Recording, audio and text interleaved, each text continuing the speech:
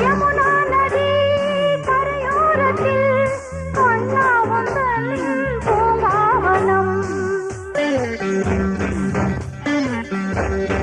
யமுனா நதி கரையோரத்தில் கண்ணாவந்தன் பூங்காவனம்.